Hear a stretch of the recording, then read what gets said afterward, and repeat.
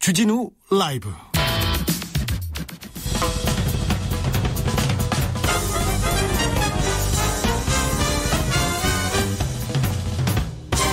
훅 인터뷰. 모두를 위한, 모두를 향한, 모두의 궁금증 훅 인터뷰. 3분기 국내 경제 성장률이 1.9%. 1.9%면 엄청난 겁니다. 국내 전문가들이 깜짝 놀랐다고 합니다. 우리 경제 이제 마이너스의 늪 탈출하는 걸까요? 수출 회복세에 들어선 걸까요? 우리 괜찮은 걸까요? 어려운 경제 이야기 쉽게 풀어줍니다. 최백은 건국대학교 경제학과 교수 모셨습니다. 안녕하세요. 네, 안녕하세요. 네, 예. 기쁜 소식이죠. 예, 다행이고요. 예. 시장의 예상을 훨씬 뛰어넘었어요. 예. 시장에서는 한 1.3에서 한 1.7 정도까지 봤는데, 네. 그걸 훨씬 상회했는데. 뭘 잘해서 그렇죠? 절대적인 공헌은요. 예. 9월 달에 수출 실적이 서프라이즈가 나왔던 겁니다. 네. 지난해, 그러니까 우리가 되게 이제 지금 전기 대비로 많이 비교를 하는데, 코로나 이전과 비교를 하는 게 더 이제 의미가 있거든요. 예. 지난해 9월 대비 한 7.7%가 수출이 증가했으니까. 그래요? 예, 9월 달에요. 코로나 전보다도, 그러니까 예. 코로나 이전 상황보다도 더 나아졌다면. 그렇죠. 괜찮은 거네요. 그래서 그 결과가 사실 이번에 이 성장률도 상당히, 저는 사실 이 정도 예상을 했는데, 네. 9월 수출 실적이 너무 좋았어요. 아, 네. 예. 교수님은 예상했습니까, 사실? 아니, 그러니까 계산해보면 대충 나와요. 알았어요. 역시 대단하십니다. 예. 교수님. 예. 자, 그러면 전 세계 경제가 조금 어려운데 우리 경제만 제대로 좀 굴러가는 것 같고 예. 중국도 나쁘지 않다. 예. 그래서 우리가 좀 우리나라 경제는 좀 나아질 것이다. 이렇게 봐도 됩니까? 저는 그거는 섣부르다고 보고요. 섣부릅니까? 예. 왜 그러냐면요. 3분기에 이게 아까 수출 때문에 그랬잖아요. 예. 수출이라는 것은 다른 나라가 많이 소비를 해줬다는 의미인 예. 건데, 소위 우리가 이제 우스갯소리로 소위 이제 그 억압 소비 뭐 이런 얘기 하고 그러잖아요. 잘 몰라요. 소비가 그러니까 억압됐다가 예, 그렇죠. 예, 코로나로 네. 그게 이제 그러니까 폭발해가지고 이제 그 예국에서 이제 그러니까 그 수입이 증가하면서 그래서 우리가 수출이 가장 많이 증가했던 지역이 미국, 유럽 이런 지역에 있었어요. 예. 9월 달에요. 네. 근데 이제 지금 미국과 유럽이 상당히 또 코로나가 지금 안 좋은 상황으로 그렇죠. 가고 있잖아요. 네. 그게 이제 그러니까 상당히 4분기에는 오히려 그러니까는 상당히 변수가 될 수 있다는 점에서. 세계적인 경기 침체 때문에 우리도 조금 다운될 수 있다 이렇게 그렇죠. 보십니까? 반면에 이제 내수는 별로 좋지가 않습니다. 내수. 이번에 내용을 보게 되면요. 예. 그래서 이제 사실은 내수를 좀 더 이제 그 보강을 좀 이제 강화를 해야 되는데. 예. 강화를 해야 되는데 3분기에 가장 이제 성장률을 끌어내렸던 요인은요. 예. 내수 특히 민간 소비였었어요. 예. 민간 소비가 재난지원금. 1차 재난지원금 효과는 예. 사실 2분기에 거의 다 반영이 됐고요. 예. 3분기는 아주 일부만 반영됐는데 2차 재난지원금은 이제 추석 전후에 이제 그랬었잖아요. 예. 9월 끝날 무렵에. 3분기가 7, 8, 9월 달이란 말이에요. 네. 근데 2차 재난지원금 효과는 제가 볼 때 크지 않았던 것 같아요. 아, 그렇습니까? 예. 그래서 근데 다른 나라가 지금 예. 코로나가 지금 막 유럽에서는 하루에 예. 20만 명씩 나오고 그래서 경제가 잘 안 돌아가면 우리만 제대로 돌아가면 거기다 마구 팔 수 있을까 그런 생각도 해보는데 그건 잘 안 되네요. 그렇죠. 그러니까 그게 이제 영향을 받을 수밖에 없는 것이고요. 예. 그래서 우리가 2분기 때니까는 사실 9월 달 이전까지는 수출이 굉장히 안 좋았었어요. 계속이요. 예. 4월 달부터 해가지고 계속 수출이 안 좋았었습니다. 예? 수출이 안 좋았었는데 9월 달에 이제 서프라이즈가 나오면서 이제 그랬는데 근데 이제 수출이 만약에 꺾이게 되면은 예. 꺾이게 되면 남는 건 이제 민간 소비뿐이 없는데 소비뿐이 없는데 내수뿐이 국내에서. 없는데 예, 내수뿐이 없는데 내수가 지금 이렇게 썩 좋은 것 같지는 않아요. 예. 특히 이제 그러니까는 이 영세 소상공인들이 밀집되어 있는 부분들이 6월 달까지는 괜찮게 좀 나왔었는데 7월 달부터 꺾이기 시작했어요. 걱정입니다. 그러니까 홍남기 부총리가 8월 15일 날 집회 이후에 좀 이제 그러니까 내수가 타격을 받았다 그랬는데 아닙니다. 7월 달부터 이미 그러니까 이제 꺾였습니다. 네. 알겠습니다. 예. 내수 얘기하면서 또 홍남기 부총리한테 잽을 일단 던지시고 가시네요. 예. 자동차하고 반도체 수출은 괜찮은가요? 9월 달에는 괜찮았어요. 네, 지금까지는 괜찮았는데. 반도체는 괜찮고요. 9월 달에 자동차가 좀 괜찮게 나왔는데. 예. 근데 이제 그게 지속될 9월 달에 이제 반도체가 나온 것도 화웨이 특수 이런 말도 나오고 이제 그랬기 때문에 3분기에 그렇죠. 나온 것이요. 예. 근데 그게 이제 뭐 지속될지는 저는 미지수라고 보고요. 예. 그래서 이제 수출이 3분기만큼 이렇게 9월 달만큼 이렇게 계속 지속되기가 쉽지 않다는 점에서 저는 여전히 낙관하기는 좀 힘들다. 네. 이렇게 봅니다. 사회적 거리두기 1단계로 낮췄습니다. 그래서 민간 소비 조금 날 것 같은데 가능성이 있습니까? 근데 그 사람들이 지금 미래에 대한 굉장히 불안감을 갖고 있다 보니까요. 네. 그리고 이제 자영업자들이 굉장히 지금 어려워요, 여전히요. 예. 어렵고 그러다 보니까는 내수가 1분기 이제 1단계로 좀 낮춘 것이 조금 약간 긍정적으로 작용을 하겠지만은 예. 기본적으로 소비를 그러니까 소비가 크게 이제 폭발적으로 살아나기는 쉽지가 않고요. 아는데 저는 그래서 사실 1차 때처럼 좀 재난지원금을 한 번 더 줬으면 좋겠어요. 네. 그러면은 성장률을 좀 이제 우리가 블룸버그 같은 데서 내년 1분기 정도에 우리가 작년도 수준으로 돌아갈 거라고 예상을 하고 있는데 저는 한번 재난지원금 한 번 정도 더 주면은 그 삼성으로부터 한 10조 원 정도 저것도 세수도 생기는데 예. 그거만 한 1차 재난지원금 정도 줄 수 있는 규모거든요.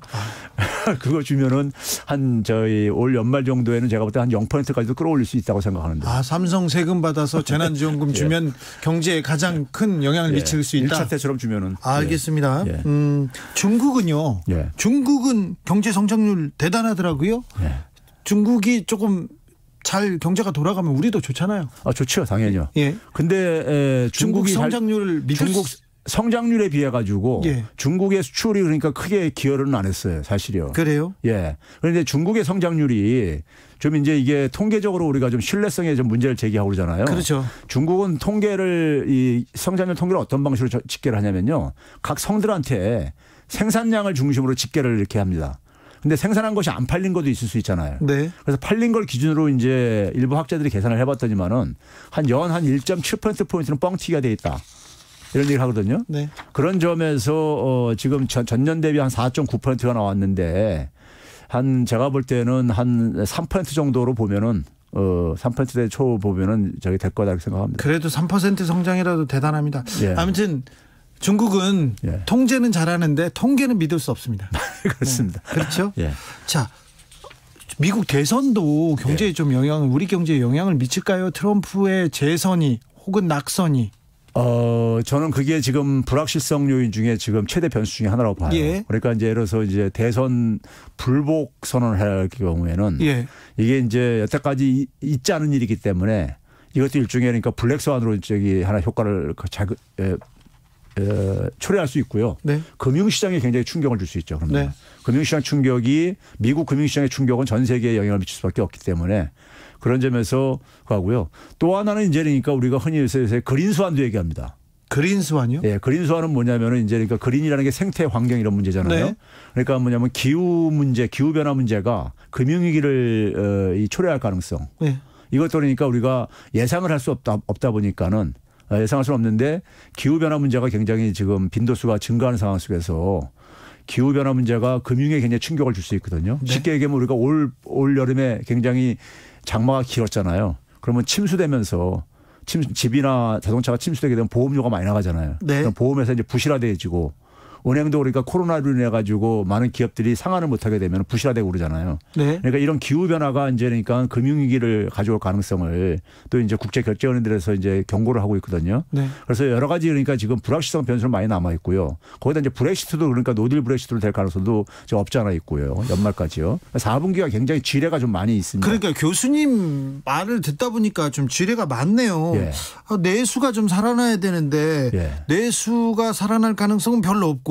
결국은 또 수출이 관건인데 미국하고 유럽은 코로나 때문에 굉장히 어려움을 겪고 있는데다가 또 미국 대선 변수, 브렉시트 변수 좀 지뢰밭입니다. 그러니까요. 지금 이제 이 지뢰밭을 좀 우리가 좀 넘어갈 때까지는 넘어갈 때까지는 그러니까 제가 초기부터 얘기했지만 1차 재난지원금 같은 이런 지원을 통해서 소위 말해서 이 경제 생태계 연결망을 좀 억지로도 이어줘야 돼요. 네. 이어줘야지만이 그래도 우리가 방역은 잘하고 있는 나라 중에 하나이기 때문에 그러다 보면은 방역과 경제가 두 개가 시너지 효과를 내 가지고 내수는 좀 그래도 지성을 버텨줄 수 있다는 얘기예요. 그런데 왜 홍남기 경제부총리는 교수님의 조언을 안 듣습니까? 본인이 가지고 있는 신념이 좀 과학적인 근거가 있으면 좋은데 과학적인 근거 없이 그러니까 신념은요. 저는 거의 그러니까 이거는 뭐 이데올로기나 종교라고 보는데. 아니 근데 경제부총리고 나름대로 데이터 분석하고 이렇게 얘기했겠죠. 아닙니다. 그거는 제가 볼 때 데이터에 기초한 어떤 그 판단이 아니라 그냥 저는 하나의 본인이 가지고 있는 어떤 신념 같은 거 이런 판단에서 저는 나오는 거라고 생각이 들고요. 홍남기 경제부총리가 국가 부채 부담되기 때문에 전 국민 재난지원금 어렵다. 계속 국가 부채 이 얘기를 하고 있거든요. 좀 우려할 수준입니까? 아니 국가 채무를 지금 이제 정부가 이제 재정 준칙하면서 60%를 얘기했잖아요. 근데 60%까지는 인정한다는 얘기잖아요. 그러니까 국가 채무가 만약에 나쁜 거라면은 0%로 해야 되는 거예요. 쉽게 얘기하면요. 다른 나라는 많이 우리보다 훨씬 더 상황이 높죠. 근데 60%를 인정한다는 얘기는 국가 채무가 어느 정도까지는 도움이 된다는 얘기예요. 그 도움이 된다는 걸 과학적으로 계산해야 되는 거죠. 과학적으로 계산을 해보면요. 한 90% 안팎까지는 괜찮다는 게 성장률에 부정적인 영향을 안 미친다는 게 일반적인 연구 결과들이에요. 그래서 제가 이제 이 60%는 뭐냐면 30년 전에 그러니까 소위 말해서 유로화를 도입하면서 자신들의 그러니까 통화 정책을 포기한 나라들한테 적용이 됐었던 하나의 그때의 사례인데 그때 이제 그러니까 우리가 금리 수준하고 지금 금리하고 굉장히 차이가 있고요. 이건 결국 뭐냐면 정부가 발행한 그러니까는 이 채권에 대한 이자 비용을 정부의 수입으로 얼마나 막을 수 있냐 가지고 사실은 이게 결정되는 거예요. 지금 이자율이 지금 거의 바닥이잖아요, 지금요. 자, 그러니까 국가를 이렇게 운영할 때 그냥 우리 돈으로만 국가 돈으로만 운영하는 것보다는 좀 부채가 있더라도 그래서 여유롭게 운영하는 게 훨씬 도움이 된다. 지금 국가 부채 이자 부담도 없기 때문에 그렇죠. 상식적으로 생각할 때요. 가계가 돈을 대출받는 건 금리하고 국가가 그러니까 채권 발행해서 자금 조달하는 거하고 어느 게 더 싸요. 국가가 싸죠. 그럼 가계보다 더 빚내서 쓰라고 하면은 가계는 굉장히 고금리로 그러니까 돈을 써야 되는 거예요. 그래서 국가에서 빚 내서 좀 나눠주자. 그렇죠. 위기니까 나눠주고 이 위기를 넘어가자. 그게 훨씬 더 효율적이라는 얘기죠. 알겠습니다. 홍남기 경제부총리 얘기가 나왔는데 국민청원이 올랐어요. 청와대에. 지금 20만 명이 넘었는데 대주주 요건 3억 원으로 내린다. 이 부총리 발언 때문에 그런데 개미들이 화났습니다. 이 문제의 본질 뭐라고 보십니까? 저는 뭐 그거는 하나의 그냥 촉발시킨 하나의 계기를 작용한 것뿐이고요. 기본적으로 제가 처음부터 얘기했지만은 홍남기 부총리가 문재인 정부의 경제 철학하고 사실은 맞는 분은 아니에요.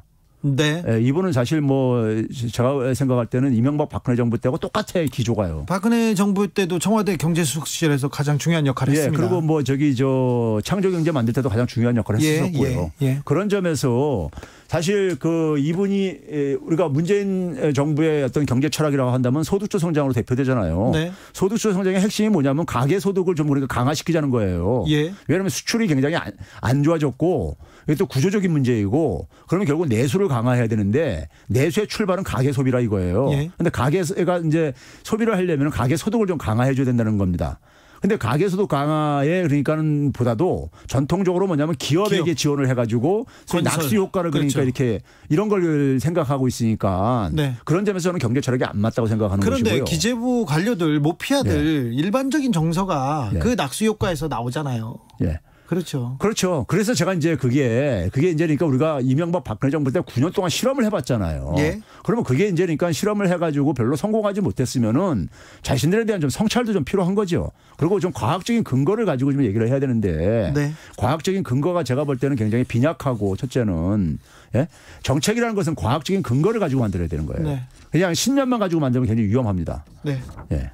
부동산 정책 지금은 뭐 윤석열 추미애 문제로 국감 때문에 지금 조금 눈에 조금 가려 있습니다만 부동산 문제에 대한 그 반응, 국민들의 반응, 걱정 이게 큰데 이 홍남기 부총리 부동산 정책 계속 이렇게 지금 근데 이 정부에서는 그 얘기를 합니다. 시간이 필요하다고 하고 이 정책은 오르나 뭐 홍보를 잘 못해서 지금 제대로 국민들이 지금 몰라서 그런다 그런 식으로 얘기하는데 부동산 정책은 어떻습니까? 저는 기재부의 부동산 정책은 정책 실패입니다. 한마디로 얘기해서요. 문재인 정부의 부동산 정책은요 2가지로 압축돼요. 출범할 때 뭐냐면은 부동산을 인위적으로 경기 부양해가지고 소위 말해 성장을 끌어올리지 않겠다. 박근혜 때 이제 했던 거를 이제니까요. 네. 후유증으로 가계부채 폭증으로 나타났었으니까요. 네. 그리고 두 번째는 뭐냐면 투기적인 불로소득을 용인하지 않겠다. 부동산으로 돈 버는 일 없게 하겠다. 이렇게 했었어요. 그런데요. 근데 그렇게 하려면 부동산 시장을 정상화시켜야 되는데 네. 정상화커녕 그러니까 올 6월 달 전까지는 계속해서 안정화시킨다고 하면서 그러면서 핀셋식으로 접근을 했잖아요. 네. 그 결과가 어떻게 됐습니까? 자기들이 집값 안정시키고 집값을 원상으로 돌린다는 걸 하나도 성공하지 못했잖아요. 네. 그 정책 실패인 거예요. 예. 그 정책 실패인 상황 속에서 지금 이제 그러니까 전세랑 같은 경우도 어떻게 보면 자초한 것이고요. 네. 자초한 것이고 그런 점에서 저는 뭐냐면 정책을 지금 이제 그러니까 시간을 필요로 하는데 임기 다 끝나가는데 무슨 시간 타령하고 있어요. 네. 시간 충분히 가졌었죠, 사실은요. 그러면 지금 교수님은 홍남기 부총리하고 대통령의 국정 철학이 예. 안 맞다고 보죠? 저는 안 맞다고 봐요. 네. 대통령은 사실 정확한 메시지를 전달하고 있어요. 예를 들어서 우리가 이 부동산 정책 같은 경우도 보게 되면요. 다주택자들 집을 내놓게 해야 되고요. 네. 주택 보급률은 지금 100%가 넘잖아요. 예. 그럼 다주택자 내놓게 해야 되고 그럼에도 불구하고 주택 매입할 수 없는 사람한테는 공공임대를 제공을 해줘야 되는 거예요. 예. 근데 대통령이 그랬잖아요. 중산층을 위한 그러니까 양질의 공공임대를 해라 하는데 홍남기 부총리가 그걸 거부를 했잖아요. 공개적으로요. 도대체 장관이 그러니까 대통령 말을 거부하는 이런 나라가 어디 있습니까? 솔직히. 자기 신념하고 안 맞는다고. 예? 그럼 어떻게 해야 돼요? 어떻게 해야 되는 게 아니라 네. 그러니까 그 경제 정책을 그러니까 대통령께서 그러니까는 취임할 때 그러니까는 자신이 가졌던 경제 철학을 스탠스를 지킬 수 있는 그런 참모들이 뒷받침을 해줘야 되는데 네. 그건 지금 못하고 있는 거예요. 참모들이. 홍남기 참모가 지금 대통령의 철학을 전혀 뒷받침 못하고 있습니까? 예, 못하고 있어요. 저는 경질해야 됩니까? 저는 경질을 떠나서 본인이 그동안에 그러니까 대표적으로 부동산 정책 같은 경우도 보면 실패한 것에 대해서 네. 책임을 지는 게 저는 국민에 대한 예의라고 생각해요. 지금 그런 문재인 정부의 부동산 정책은 확실히 실패했습니다. 실패했습니다. 네. 여기까지 듣겠습니다. 네. 최백운 교수님 말씀 감사합니다. 네, 감사합니다.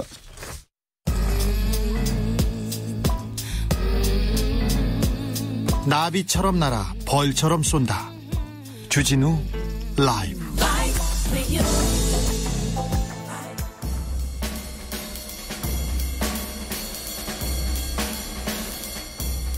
느낌 가는 대로 그냥 고른 뉴스 여의도 주필